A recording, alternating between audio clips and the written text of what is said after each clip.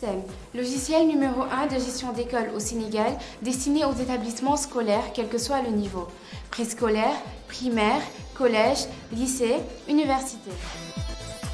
Système propose une multitude de fonctionnalités spécialement développées pour répondre aux problématiques quotidiennes des établissements scolaires. Ainsi, Dara System vous facilite la gestion administrative, gestion et sauvegarde de tous les documents, gestion des étudiants, pointage des professeurs. La gestion financière, paiement des mensualités, paiement des inscriptions, état financier, état de la caisse, dépôt en banque, gestion des charges, abonnement cantine scolaire. La gestion des ressources humaines, gestion du personnel de l'établissement, contrat de travail. La gestion pédagogique, gestion des notes avec un calcul automatique des moyennes, la gestion des absences et des retards, impression ou envoi des bulletins de notes par mail. Espace parents. Dara System offre un accès aux parents qui veulent suivre le dossier de leur enfant. Notes, classes, matières, emploi du temps, devoirs à faire à la maison et rester en contact avec l'enseignant. Assistance 24 heures sur 24, formation gratuite et personnalisation selon votre méthode de gestion. Dara System, un autre regard sur votre établissement scolaire, une solution économique et rentable. Nous contacter, c'est facile. Composez le 77 164 85 85 77 511 88 08 ou le 76 614 47 09 ou visitez notre site web www.darasystem.net. Dara System, logiciel numéro 1 de gestion d'école au Sénégal, moo leen di may seen émission Kennu Askan Wi. Téléspectateurs yu ITV di leen dalal jàmm seen émission Kennu Askan Wi. ñu am mbégte dellusiwaat fi naka noonu tey si àjjuma ji ñu am mbégte dalal Abdou Khadre Ndiaye nekk maire de Gaye naka noonu moom mooy secrétaire général bu UAL di Union des associations des élus locaux du Sénégal monsieur Ndiaye maa lay dalal jàmm ci plateau Kennu Askan Wi fii si ITV. jërëjëf El Hadj Malick Cissé. ñu ngi lay ziar bu baax di rafetlu seen liggéey. di kontaan ci dalal bi ngeen ñu dalal. ñu am yaakaar dina doon njëriñ pour ñun ñëpp. alors Abdou Khadre Ndiaye dem Diamniadio président de la République Macky Sall doon fa présider première édition bu journée nationale de la décentralisation. alors gis nañ décision yu fa jot a am ak tamit discours président Macky Sall naka noonu ak discours Aliou Sall nekk président de l'association des maires du Sénégal yaa nekkoon rapporteur bi. voilà waaw en fait dama nekkoon ki ñu jagleel. oui rôle mu waroon a def synthèse. Très bien. de l'ensemble des rapports. oui effectivement. léegi l'ensemble des rapports si tënk lan moo si gën a fës. laataa ñu fës bu baax si waxtaan bi. waaw d'abord journée nationale de la décentralisation. dafa nekk conséquence su promesse bu président Macky Sall le président de la République defoon ci daje bu ñu amoon le 10 octobre 2019 bu mu amoon ak mbooleem exécutif locaux yi muy président de département ak maire yi ci réew mi yëpp. oui ñu toll ci presque 600. bu muy def synthèse bi ci daaw ci la jël engagement ni 10 octobre bu ne incha allah. dinañu célébrer journée nationale de la décentralisation. muy première édition bi ren première édition bi yàlla dogal bi ñu ci jubloo aussi ñu créer un comité de pilotage présidé par le ministre Omar Gueye et lui am ci taxawaay man ma bokk ci ñi fa taxawaloon association des maires du Sénégal. effectivement ci pàcc yu gën a rëy. yu ñu jàpp mooy dafa doon moment boo xamante ni li tubaab di wax dañu war a def une réflexion à haute et intelligible voix. oui xool. décentralisation fan la toll. ak fan lañ ko war a jëmee. lépp muy ngir jeexital di jariñu askan bi. ñetti pàcc nag lañ ci mën a jàpp moo ëpp solo. ñu mën ko wooyee lu ñu woowee actualisation mémorandum bi élu yi defaloon président de la République en 2019. muy benn pàcc bi ci wàllu gouvernance en matière de décentralisation am na ay problèmes yu bare yoo xamante ni jeexital ba ca war nekkagul ñu war ko génnee. mais ñu war a fësal aussi ak yi secteur bi am. ci wàllu beneen wàll bi deuxième pàcc bi maanaam ci wàllu également aménagement du territoire maanaam suñu gox yeeg suñu goxaay nu mu tëddee ak nu ñu ko daggee est-ce que ànd naag jëm kanam ànd naag jeexital yi nga xam moom la ñu soxla ci wàllu territoire mu mun a am conséquence ci inondation am conséquence ci bidonville am conséquence ci spéculation foncière am conséquence ci yeneen ak yeneen loolu mooy ñaareelu pàcc bi ñetteelu pàcc bi ci financement développement territorial maanaam bala nga naan naam ne fa tey balaa ngay wax nii da nga bëgg dem tabax lii il faut nga am jumtukaay yooyu bokk na financement ci li nga xamante ni dafa nekk une question transversale kon noonu le comité de pilotage bi doon préparer loolu à travers une démarche inclusive élu yi bokk ci préparer pàcc yi nga xamante ni yëpp ci biir waxtaan bi du ñàkk ci yenn tomb yi gën a fës nañ ci mën a dellu si mais loolu moo doon démarche bi taxawaay bi nga xamante ni moom la ñu liggéeyee ci préparer journée mu nekk lu am solo dañ koy yaatal ci kanam tuuti dañuy dem régie ànd ak Babacar Seck si suñu mu nekk suñu correspondant bu nekk Rufisque mu ñëw si tënk ci cérémonie bi nga xamante ni mu amoon démb di première édition de la journée nationale de la décentralisation ñu dellu soit ci plateau bi.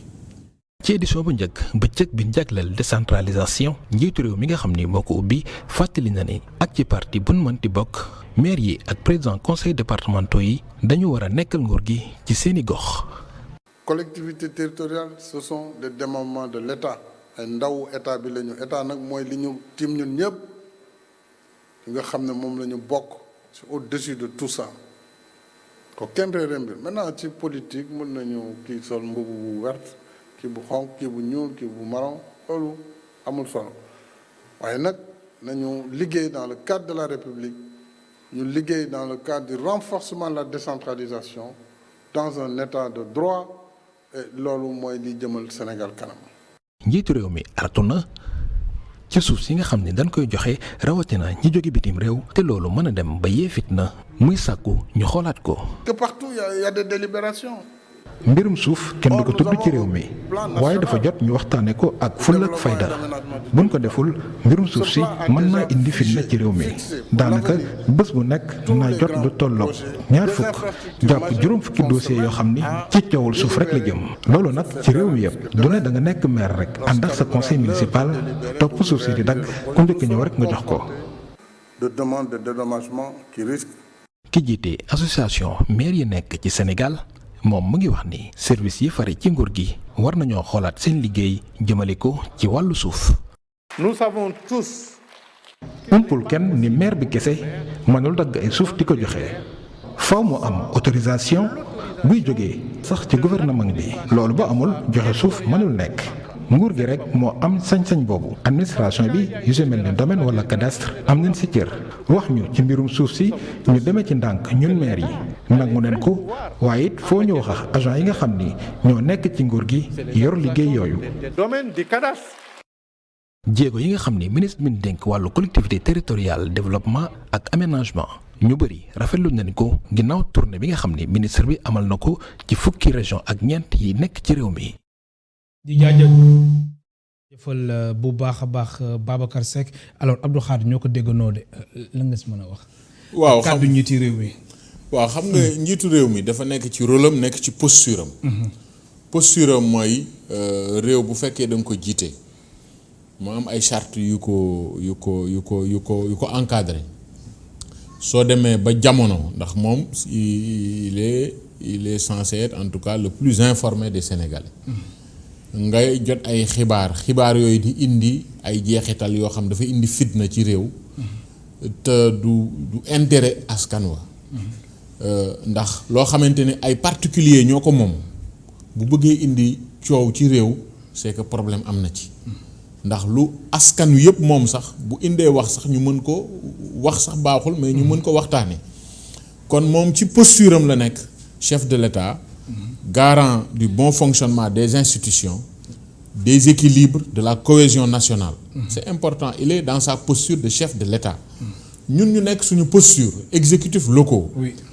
État am lu mu fell ci ay compétences am jox ñu koy doxal bokk na ci loolu loi 64 bi nga xam moo régir les terres du domaine national ni ñu koy joxee ak ni ñu koy délibérer ak yépp conseils municipaux yi ñoo ko yor ci loolu nag ci joxe bi nee nañu profession boo gis wala corporation boo gis wala groupement boo gis am na ñu nga xamante ni gënul mais du ñàkk ña ngay def loo xam dafa jalgati yoon wala ngor ak diine bañ ko loolu nag su amee li ñuy wax tubaab yi train yi arrivé à l'heure rek yi dul arrivé à l'heure moo leen gën a intéressé mun nañu comprendre dans le cadre d'un tel dialogue bu amee entre état ak collectivité yi à travers cette journée ñu war a def le point exécutif bi nga xamante ni la clé de voûte mën a exprimer position boobu te dama yaakaar ni aussi politique ni ñu koy defee dañu war di waxante dëgg ndax ñun askan bi lañ fi nekkal nekkaluñ fi suñu bopp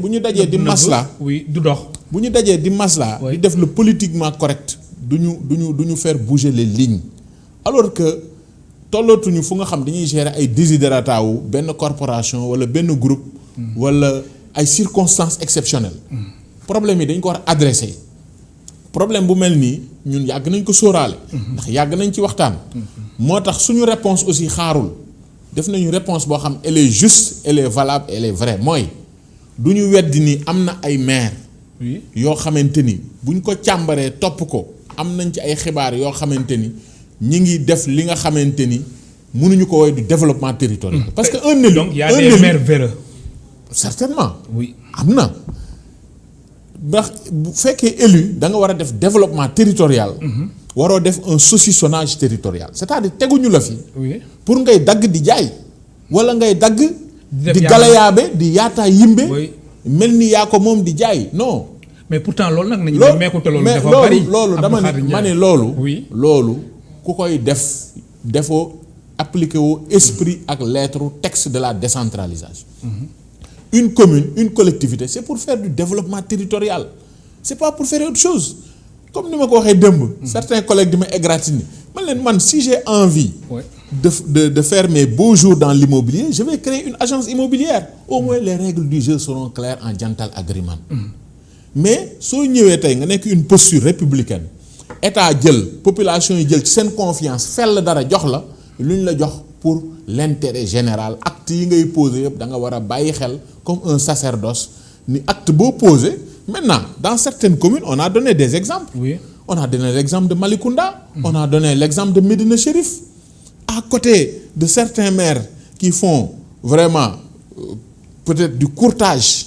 foncier il y a des maires yi nga xamante ni ils font de la réflexion stratégique dañuy dem voyager dem bitim réew jël des partenaires stratégiques bu ñu ñëwee du ñu tëju ca bureau mairie ba di waxtaan ak partenaire bi dañ ko indi ci pénc ma parce que c'est ça la transparence aussi ni partenaire bi yow yaay njëkk waxtaan ak population yi acteurs yi bu dee acteurs yi gis nañu seen bopp ci lii muy gagnant-gagnant ñu mën ci engager conseil municipal ñëw entériné dëkk yooyu déggoo fa coow kon je pense que ñun suñu posture mooy posture du président Aliou Sall et puis loolu mooy les terres du domaine national même les terres du domaine national le sous-préfet peut approuver de bonne foi comme le maire peut être embarqué de bonne foi mais en tout état de cause il y a jamais de fumée sans feu mënuñu ñun personnaliser débat bi mais dañuy wax ni à côté de cette minorité de maires yi nga xamante ni te ku koy def aussi da ngay làqatu di ko def ndax nit lu muy làqatu di ko def jubul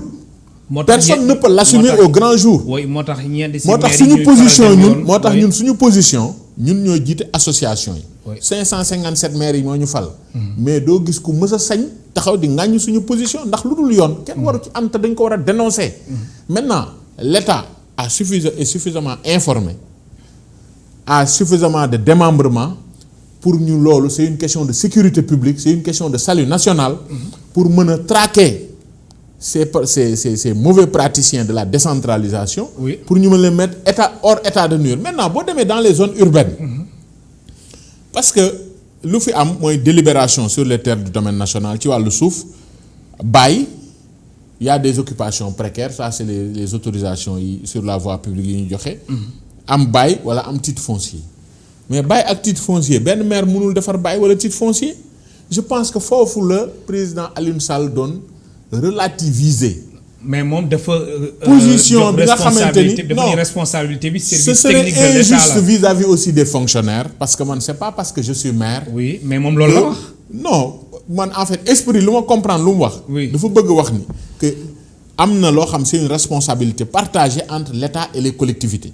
C'est-à-dire comme s'il y a des réussites dans de grands projets, on inaugure à grande pompe, chacun revendique sa part de réussite. Comme s'il y a des couacs ou des problèmes sur des projets, mais il faut qu'on rappelle aux citoyens sénégalais lambda, qui n'est pas forcément un expert dans le domaine, qui n'est pas un praticien, yi xamul lu xew, la vérité c'est qu'il faut qu'on leur dise processus bi nii lay demee, c'est-à-dire la commune ne peut pas titrer les terres du domaine national. Seul l'État peut le faire à travers ses services. Bu ñu waxee l'État, c'est à travers les services de l'État.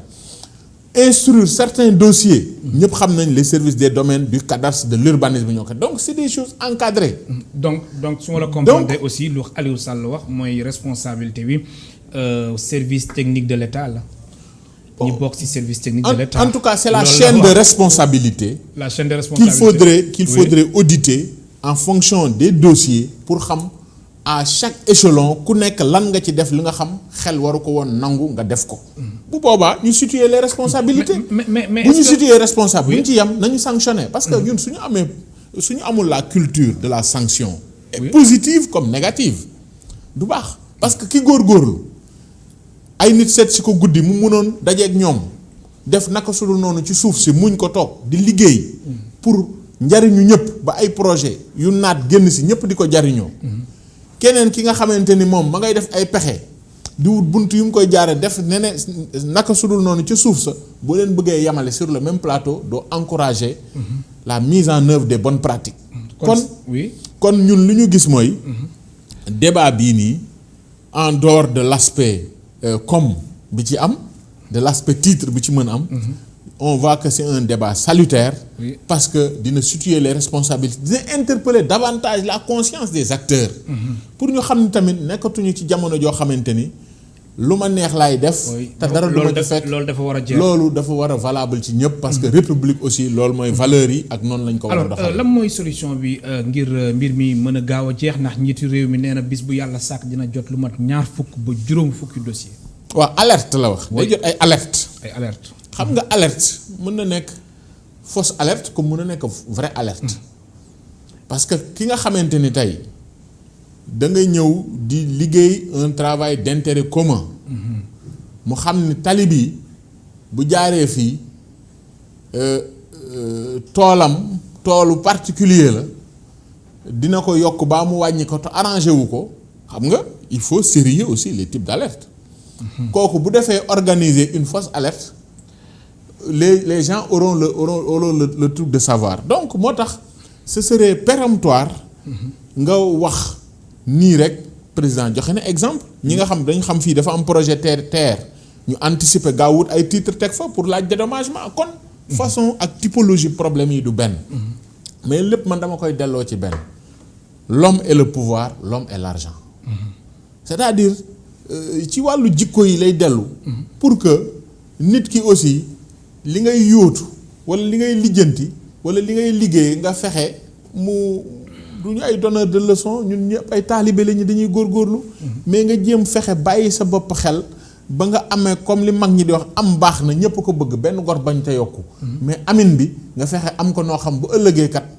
dana neex a nettali donc je pense loolu rek moo am solo loolu nag mooy manifesté wu ci suuf si boo jëlee yeneen secteurs yu am yenn problème moo ciy manifesté wu le nombrilisme humain donc il faut que mu am des dispositifs de régulation de contrôle et d'anticipation parce que xaar ba nit ñi dagg suuf si saax-saaxeewu mais dans certaines zones da ngay gis des maires yuy dagg sur des projets yoo xam amul aucune étude sérieuse amul un débat non bëgguma personnel mais on connaît que ce soit en zone rurale ou en zone urbaine da nga leen di protéger ou bien non protéger wu ma leen parce que ce serait orienté et peut-être arbitraire ñun on discute de principe maintenant ku nekk ci ku déglu wala ku suivre yow xam nga sa bopp loolu rek a ci am solo te ñoom dañ leen war a sanctionner mais dañ leen war a sanctionner dañu war a retirer dañu war a rapporter war a retirer certaines délibérations parce que boo ñëwee tey nga joxe la quantité importe ou peut ne pas importe mais la pertinence du projet dañ ko war a xool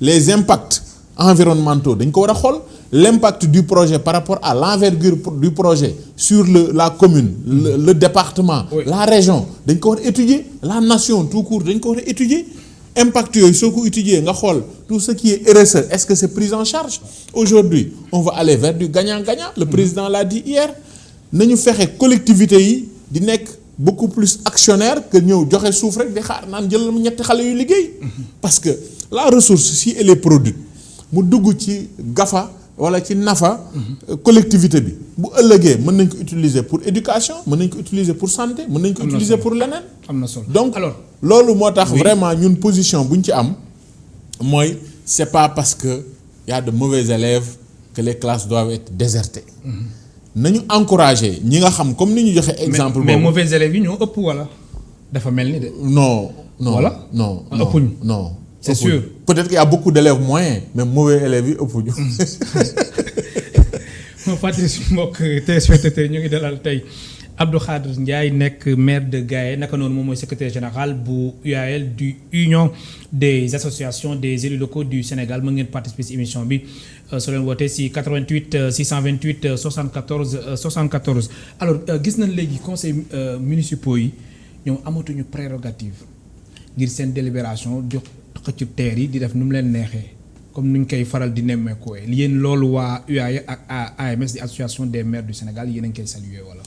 waaw xam nga ñoom d'abord mosuñu am prérogative pour def lu leen neex. mais disposition bu ñu ci introduire. mooy monsieur le président dafa jël un décret.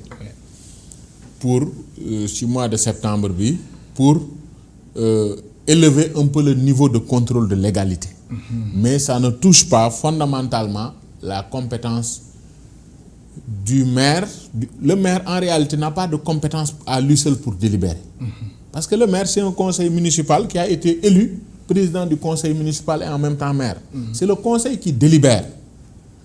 Bu amee quorum réunir les conditions de fond et de forme. ñu inscrire que à l'ordre du jour. La commission domaniale dem instruire def de la prospection normalement. Ñu def des études préparées, c'est sur cette base-là que le conseil municipal peut valablement délibérer sur des terres du domaine national. Sur le domaine public de l'État, sur le domaine privé de l'État, le conseil municipal n'a aucune prérogative. Donc su ko defee bu ñu délibérer ba pare avant même bu dee 1000 hectares sous-préfet mooy mooy sa tutelle immédiate parce que da ngay jël par exemple boo demee commune bu mel ni Gaye on fait partie de l'arrondissement de Mbane. Dans l'arrondissement de Mbane, il y a 4 ou 5 communes, c'est le sous-préfet qui est la tutelle administrative directe.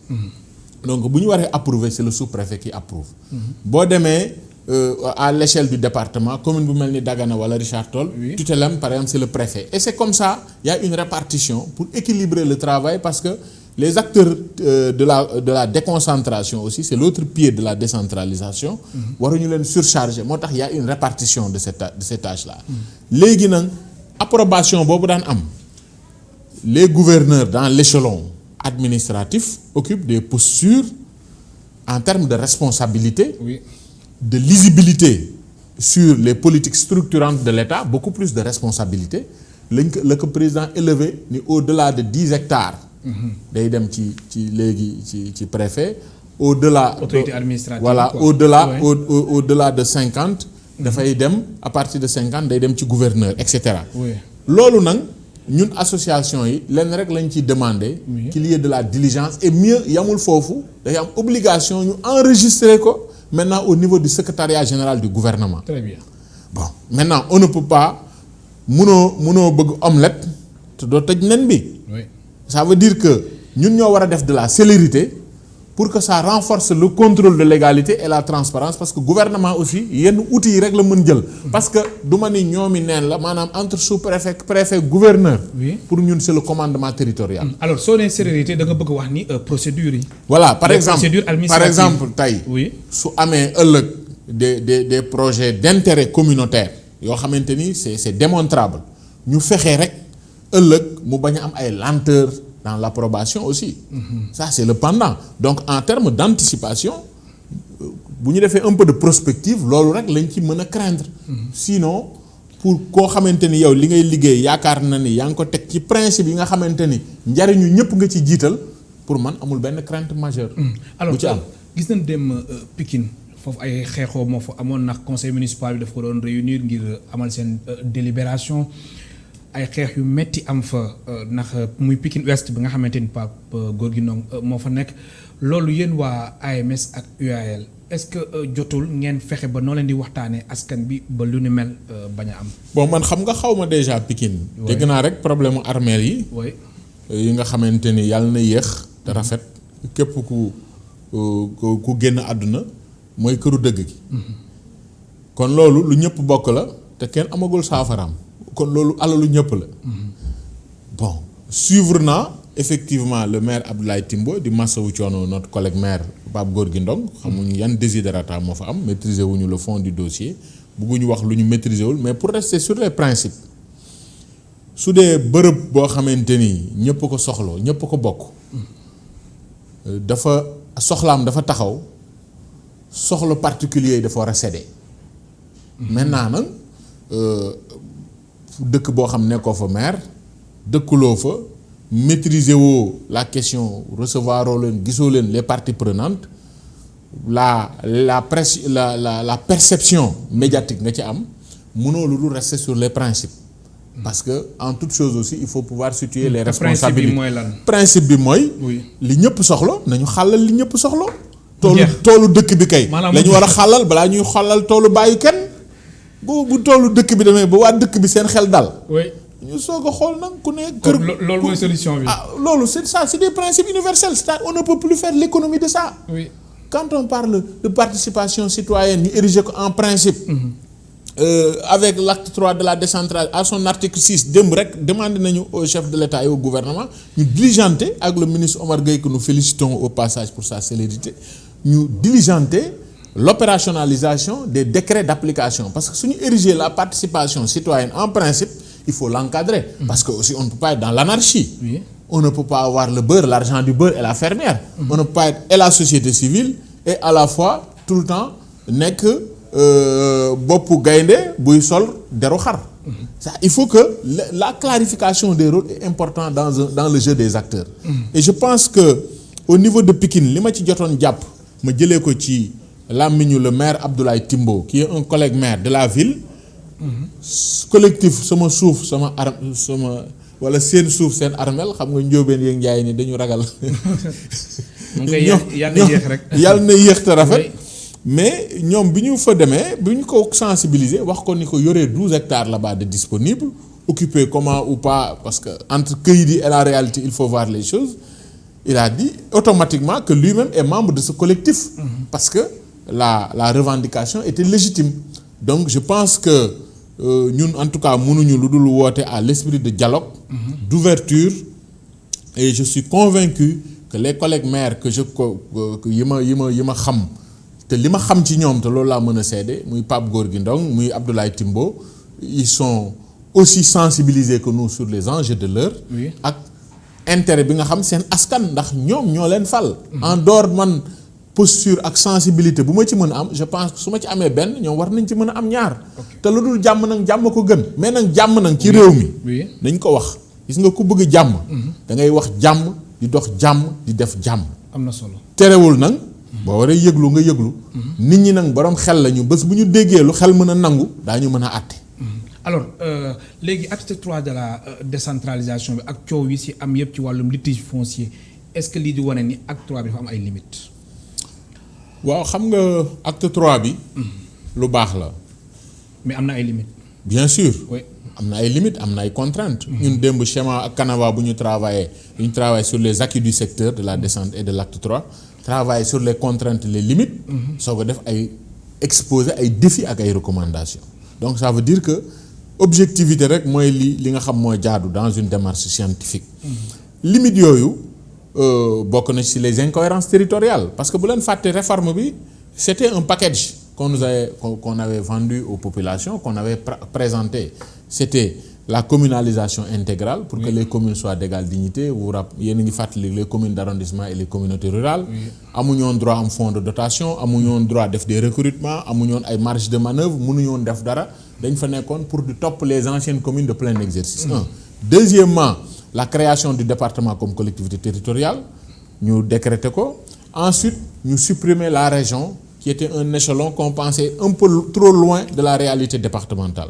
Donc loolu su amee ba pare ñu ne la correction des incohérences territoriales ñu associer ko également le financement du développement territorial après c'est pourquoi ñuy wax phasage de la réforme de l'acte 3 bu ñu xoolee ni découpage yi souvent ça donne l'objet à des tensions parce que souvent am na ay maires yoo xam affaire suuf pour ma dagg rek la ñu gis ñu leneen or découpage wala correction des incohérences services yi def nañu cartographie des incohérences à corriger parce que pour corriger il faut d'abord identifier incohérence pour donc yooyu yëpp c'est des limites de la réforme et ñu am yaakaar ak résolution yi ñu ci jël ak posture bi autorité yi nekk seen démarche proactive ak seen taxawaay am nañu yaakaar dina am ay avancées maintenant un processus n'est jamais parfait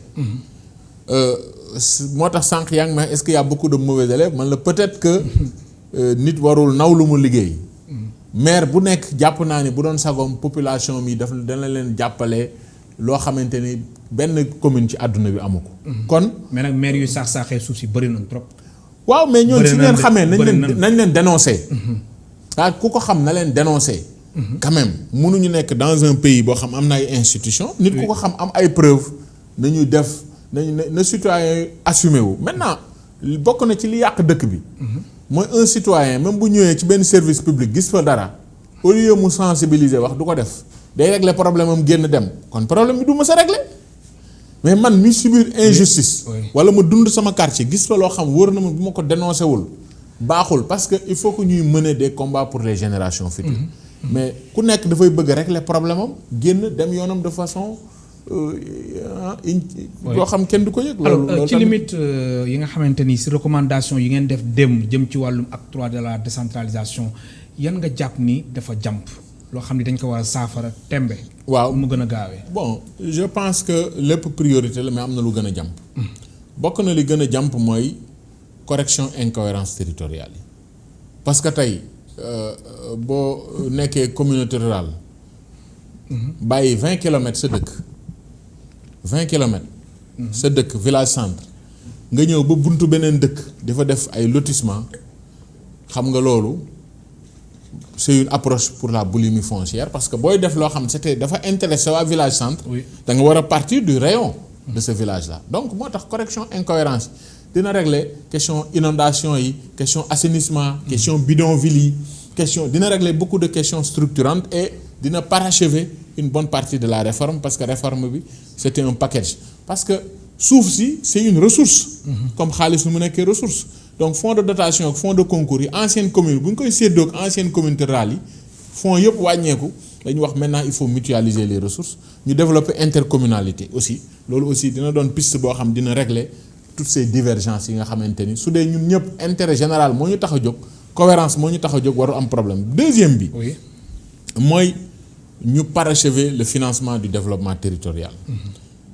bon du jeex mukk mais les ministères à compétence transférées nañu bàyyi li ñu transféré mënoo nekk ministère santé éducation culture jeunesse 9 domaines de compétence yu ñu transféré nga bëgg am direction bu ñuy wax direction construction. du sotti de mënul nekk. non parce que tu mënoo joxe dara par sa ndeyjoor nga jëlaat ko par sa càmmoñ. loolu joxe woo ko da ngay bluffer nit ñi da nga leen nax loolu. c'est des ruptures yoo xamante ni war nañ ci mën ay avancées yu leer. beneen bi mooy le statut de l'élu local. oui xam nga am na ñoo xamante ni bu ñu amoon àdduna ak li ci biiram ci jikko la du yokk du wàññi dara ci seen njub wala du yokk dara ci seen njubadi. mais àdduna nu muy doxee man su ma la dénkee liggéey. dama la war a dénk doole ji ànd ak liggéey bi ak dépense bi ànd ak liggéey même entreprise privée tey salarié da nga koy mettre dans de bonnes conditions. kon les exécutifs locaux du plan de carrière plan pour servir la mais ci service boobu da ngay gis maire bu def 15 ans nekk exécutif local xëy suba du jour au lendemain nekkatul maire la république la collectivité n'a aucune forme de reconnaissance envers cette personne. donc il reprend à zéro. Or les épouses des diplomates am nañu traitement am nañu yenn attributs donc. mais c'est un peu gênant mais il faut qu'on l'explique de façon parce que. c'est pas forcément mais loolu am nañu ci d'accordul. ñan comme li nga wax nii naan les épouses des diplomates ak ak ñi nga xamante ni dafa am lu leen état bi di jagleel ak loolu yéen da ngeen bëgg yéen ngeen bokk si. ba député ba député bu am ñeenti soxna da nga war a am passeport. mais maire bu nga xamante ni 50 000 personnes. ma ne maire bu nga xam 50 000 personnes ñoo la fal. nga tudd maire Point E wala Plateau wala Mbadakhoune. boo waree dem voyager da nga war a dem rang alors que yow li ngay dox mën na nekk intercommunauté donc foofu la ñu wax ni. ñun du ñu wax lu tax dans une république benn corporation am nangam xam nga lan lañ xam.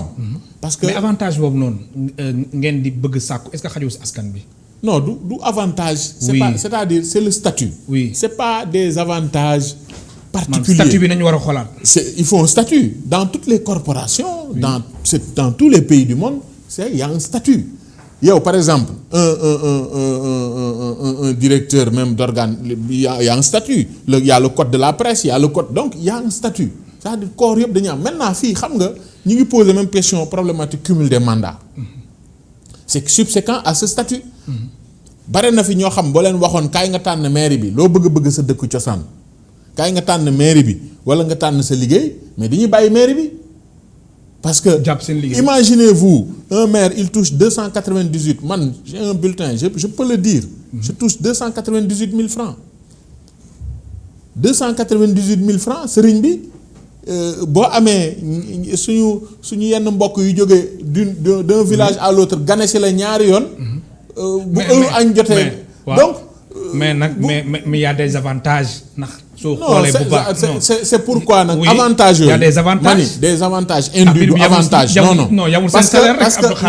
non parce que c'est ça le problème le problème mooy il faut mettre des conditions optimales maintenant si quelqu'un demain parce qu'il aura brillamment réussi sa vie dans le privé renonce à tous ces avantages y a pas de problème parce que xam nga lu tax xam nga dëkk dafa war a mën dépense am parce que affaire yi mënoo ko def sur la tête du client.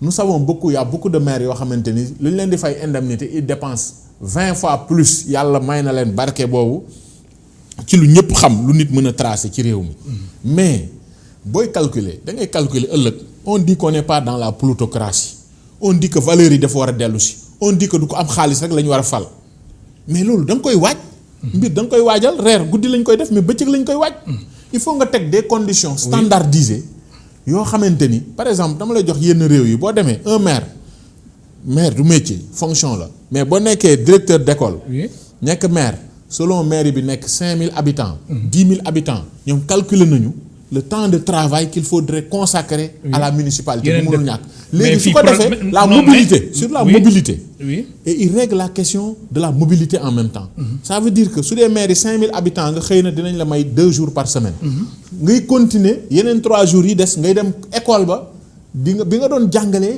ñu ni le maire mais boo duggee foofu nekkatoo le maire tu es l'enseignant ngay jàngale 3 jours yi et yooyu yëpp c'est des consensus et ça a été fait sur la base d'études projet de loi yu mel noonu nag am na Sénégal dañ ni nañ ko appliquer su ko defee bu ëllëgee commune bi dina mën a c'est-à-dire citoyen dina am transparence dina am objectivité et que ça n'enlève en rien que y aura toujours des élèves excellents mais le problème Abdou Khadre mooy fii Sénégal lu ñu nemmeeku mooy maire yu bëri ils sont DG ministres non c'est-à-dire le problème am na moom laa la wax cumul fonction yi ñii ils sont dans le privé ils ont travaillé ba yàlla mënee leen gan mais maire yu bëri Dakar lañ nekk maire yu bëri ñu ngi Dakar moom laa lay wax mais ça il faut pas l'occulter c'est une réalité moom laa la wax ni la tey je suis allé plus loin nee naa la tey bu ñu voté woon loi sur le cumul ni da ngay tànn da ngay nekk sa maire yi suba ngoon bu dégg bëccëg yaa xam loo fay gagné yaa xam lu mu la jaral mais dina bare ñoo xamante ni par honnêteté ils savent que ni lii mënu leen dundal c'est-à-dire les gens aussi ont un vécu avant d'être maire il y a pas que ça dans la vie am nañu aussi d'autres impératifs et d'autres choix professionnels di nga gis lu bare bokk dinañu renoncer de façon polie en disant je vais continuer d'une autre façon à être utile à ma communauté mais pas en exerçant cette fonction mais Abdou Khadre kon cumul et loolu c'est une démarche honnête loolu c'est une démarche honnête parce que xam nga lan la xam nga nit ñi mais cumul yi ànd nga si wala ànduloo si non xam nga cumul dans le principe doo gis kenn ku ànd ci cumul dans le principe maintenant contexte nag mooy indi am na dëkk yoo xam dañ naan ñun bëgguñu maire bu yeewoo fii parce que fii y a rien. am na fii. non bare na les anciennes communautés rurales à part ñi fa yor tuuti suuf nekk dans certaines zones stratégiques région de Thiès. investisseurs yi di fa ñëw wala un peu dans la vallée mais il y a beaucoup de zones mais c'est le désert yoo xam nga le problème de l'hypertrophie de Dakar. Oui. du tiers occupé du Sénégal à travers la carte du Sénégal mais ça se traduit par des réalités économiques yoo xam c'est indéniable parce que la ressource pour la redistribuer il faut la produire. alors mais Abdou Khadre mais fu nga xam amul production ressource nan nga fa mën a ñëw taxer dama lay jox exemple ñun suñu cuvette yi l'État a fait une option sur la souveraineté alimentaire nga aw commune rurale amoo recette mensuelle yuy mat 200 000 par mois suñu commune yi nga am masse salariale de 1,5 million. noo koy fayee. C'est pourquoi la réforme de la SEL est une réforme révolutionnaire et d'équité territoriale. gars yi seen budget ñaata la. suñu budget on est autour de 100 millions. 100 millions. oui yan réalisation nga si jot a def. bon réalisation yi ñu ci def avec l'appui du gouvernement. oui on a essayé de combler le gap infrastructurel. muy gare routière stade municipal arène 3 marchés. poste de santé des pistes. Centre de formation professionnelle bare na. mais est-ce que yooyu yëpp askan bi yeewoo gars yi gis nañ seen bopp. mais je pense parce que am na si loo xamante ni. ñi fa yeewoo vraiment ñu ngi siy gis seen bopp. parce que maire bi moo ko def. non xam nga par exemple ñun gars yi d'abord dëkku Maam Seydi Hadji Malick radiyallahu ta'ala fa la gane àdduna. man sama vision mooy bu ma ñëwee dama ni lu waay du wuyoo du koy niroo xar kanamu gars yi bokk na ci la tax. Maam Seydi Hadji Malick radiyallahu ñu topp ko. góor yàlla topp ko du juddu du alal jikko la ak xam-xam ci la ñu teg un programme boo xamante ni le patrimoine culturel dañ ko war a revaloriser. sous ce rapport ñu finaliser la réhabilitation de sa maison natale parce que ku ñëw da nga naan jaar-jaaru Maodo. donc loolu ça fait partie de notre projet territorial entre autres. fi may waxee ak yow nii président de la République. inscrire na gars yi sur le programme de modernisation des sites et cités religieuses. donc loolu aussi ñu ngi koy commencer opération donc ndar xëyul sotti réew mi fépp am soxloo. communes yi 557 la. fi may wax ak yow nii am na un poste de police frontalier parce que y a des enjeux sécuritaires boo xamante ni avec le PUMA également yooyu yëpp ñun ñooy def démarches yi parce que le problème c'est pas que budget bi ngay am. bu dee ci yenn secteurs yi nga xam sax du suy ay compétences trans sur l'emploi. On a créé des centaines d'emplois à travers des projets structurants. Financé nañu ay centaines de millions aux femmes et aux jeunes. On a organisé donc il y a toute une dynamique. Il y a une approche à la fois de combler les gaps infrastructurels, de travailler sur le savoir parce que Gaïa aussi c'est une cité du savoir. Mais également de travailler sur d'autres perspectives, notamment le développement économique local. te élection locale yi ñëw da ngay présenter wu waat. loolu buñ ci yeggee. xam nga lii lay war a ni kon maire neex na. xam nga soo nekkee fii nga ni 200 et quelques ngeen di fayeeku. non buñ ci yeggee mais y a des avantages. non xam nga waaw góor nag xam nga nag ma ni defal ndànk. man maire bi tëdduma ñu ñëw jox ma ko maa ko laaj ndax dama ci am yéene ak gis-gis. yéene ak gis-gis boobu laay dérouler. waaw góor ak lu baax nag gor bu ne war na koo bëgg.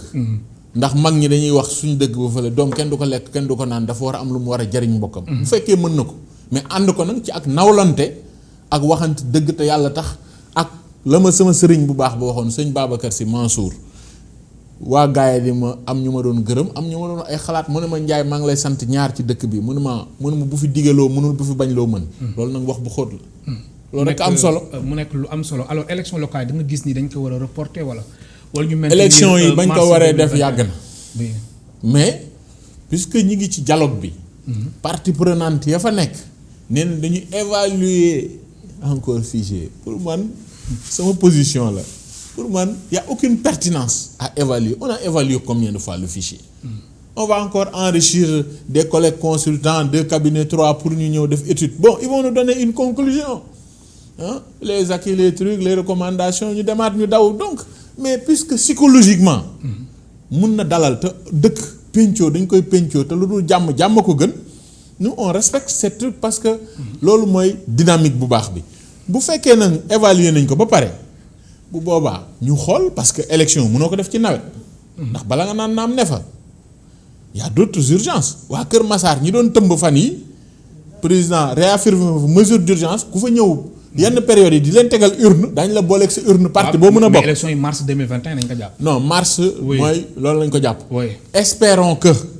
espérons que ça m'étonnerait su dee sélectionné gu ñu sax bureau d'étude ba bureau yi war a def loolu lancé gu ñu sax appel d'offre ba ça pose problème et pour ñu lancer appel d'offre il fallait ñu d'accord ci terme de référence yi. sur chaque ligne sur chaque virgule bon c'est ça le charme mais c'est ça également les limites d'un dialogue. di la gërëm baax di la sant Abdou Khadre Ndiaye waxtu wi jeex na maa lay gërëm baax di la sant. merci beaucoup Cissé ñu ngi leen sant di leen gërëm di gërëm ñëpp asalaam. ma fàttali ñu doon dalal Abdou Khadre Ndiaye nekk maire de Gaye naka noonu moom mooy secrétaire général bu UAL di union des associations des élus locaux du Sénégal mbokk tey spectateurs yi di leen gërëm baax di leen sant amul seen fay ba altine incha allah. Dara Système logiciel numéro 1 de gestion d'école au Sénégal moo leen doon may seen émission Kenno Askan Wi. Logiciel numéro 1 de gestion d'école au Sénégal destiné aux établissements scolaires quel que soit le niveau, préscolaire, primaire, collège, lycée, université. Dara Système propose une multitude de fonctionnalités spécialement développées pour répondre aux problématiques quotidiennes des établissements scolaires. Ainsi, Dara Système vous facilite la gestion administrative, gestion et sauvegarde de tous les documents, gestion des étudiants, pointage des professeurs. La gestion financière, paiement des mensualités, paiement des inscriptions, état financier, état de la caisse, dépôt en banque, gestion des charges, abonnement cantine scolaire. La gestion des ressources humaines, gestion du personnel de l'établissement, contrat de travail. La gestion pédagogique, gestion des notes avec un calcul automatique des moyennes, la gestion des absences et des retards, impression ou envoi des bulletins de notes par mail. Espace parents. Dara Système offre un accès aux parents qui veulent suivre le dossier de leur enfant. Notes, classes, matières, emploi du temps, devoirs à faire à la maison et rester en contact avec l'enseignant. Assistance 24 heures sur 24, formation gratuite et personnalisation selon votre méthode de gestion.